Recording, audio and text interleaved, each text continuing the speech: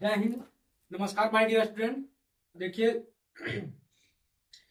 Class 10th Hindi काव्य खान कविता से हम लोग खास चैप्टर का आंसर क्वेश्चन ऑब्जेक्टिव हम लोग इसमें सारा टॉपिक कंप्लीट करेंगे। तो चलिए शुरुआत करते हैं।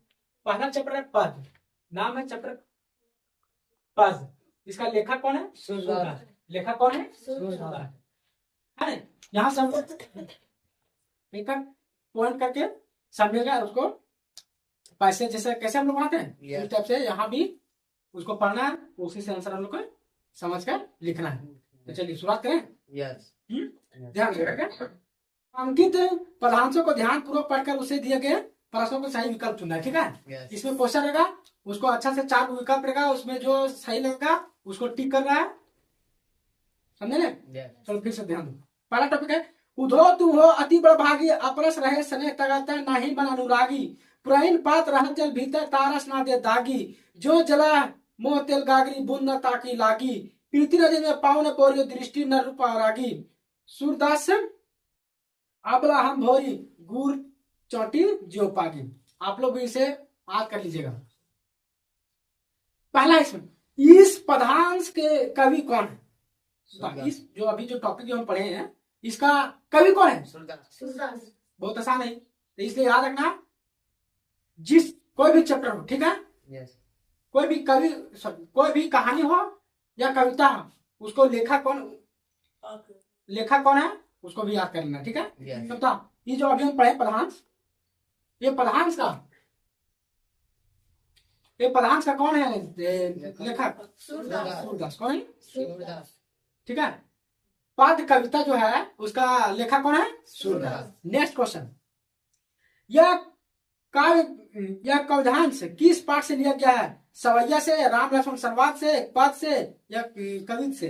राम लक्ष्मण सवैया से। तो ये जो कविता है ये किस कविता का नाम क्या है?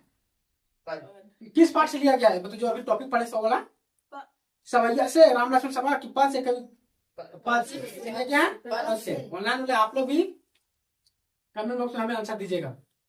गोपियों किसकी अनंत भक्त थी? राधा, कृष्ण, उद्धव की सूरदास?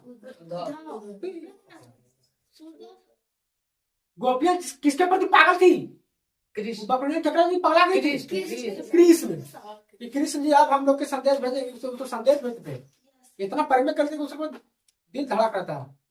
दिन में सो रहा तो भी कृष्ण के बारे में थोड़ा पागल है। याद रखना जिंदगी में वही यादेगा जो तुम्हारा जिंदगी में 12 बजाएगा। ठीक है। तो गोपियों से 12 कौन बजाया था? कृष्ण। वही सब पकड़ा थी कि अब हमें संदेश मतलब अब हमें मिलने आएंगे।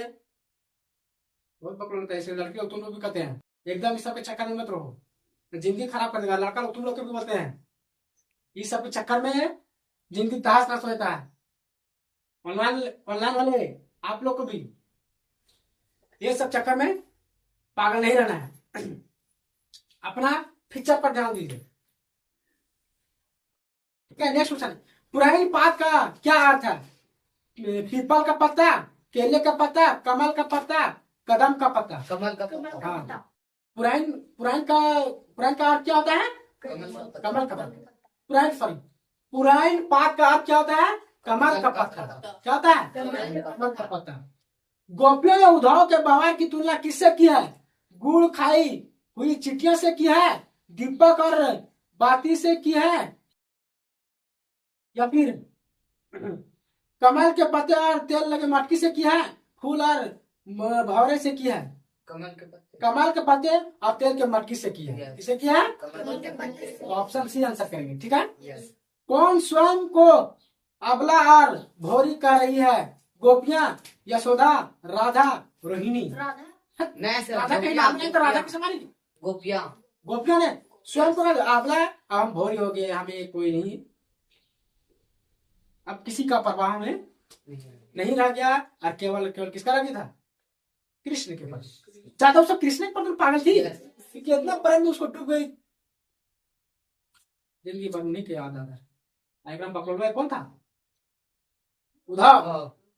कहा समझ कृष्ण हेरी हरामी गोपियां करती अरे कुत्ता हमें बैल सुअर कहीं का, तुम कृष्ण भगवान के प्रति तुम इतना नहीं, उसके बाद तुम हमें ऐसा तो कोई मतलब नहीं, हमें क्या है, इम्प्लॉयर है जिससे काम करेंगे, जाने बोलेगा बोले वर्कर है, जाने बोले कोई हम काम करेंगे, और कोई परवाना है ना। नेक्स्ट क्वेश्चन है, अब हम लोग क्वेश्चन पर समझेंगे, ठीक है। गोपियों ने उद्धव के भाग्यशाली क्यों कहा, क्या ये वास्तव में भाग्यशाली है?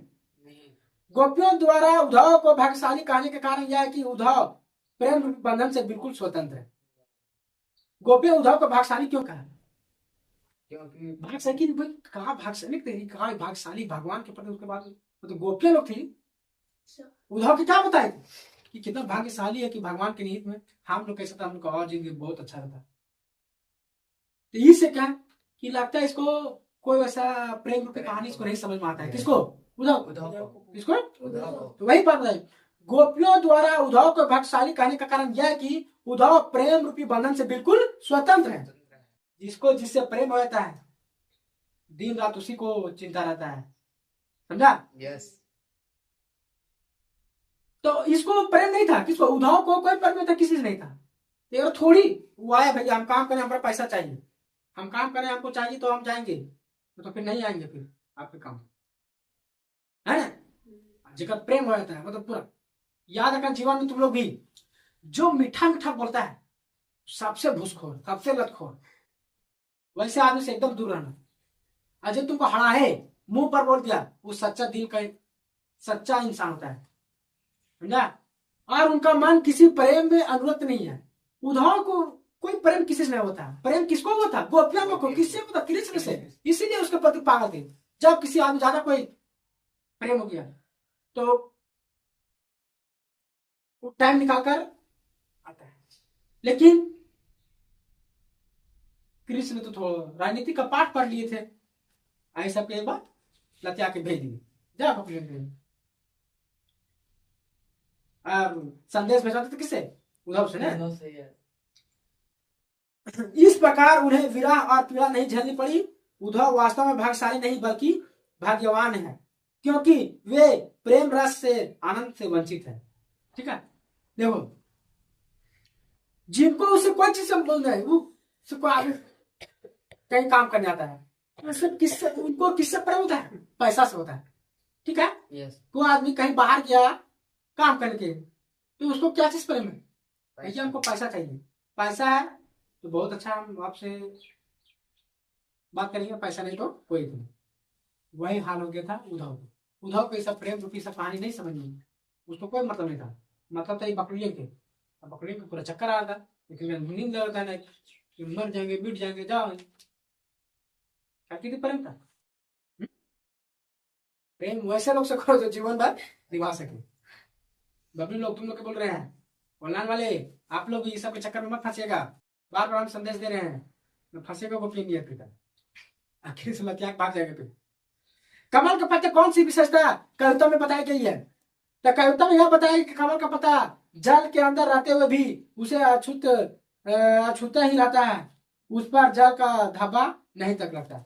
उसी पर जब कमल का पत्ता पानी होता है उसमें पानी धब्बा नहीं लगता है, उसी प्रकार ये उद्धव था ना, मतलब कृष्ण भगवान के इतना अच्छा इंसान है, उससे कोई नहीं, मेरा कोई मतलब नहीं। सही सब समझ।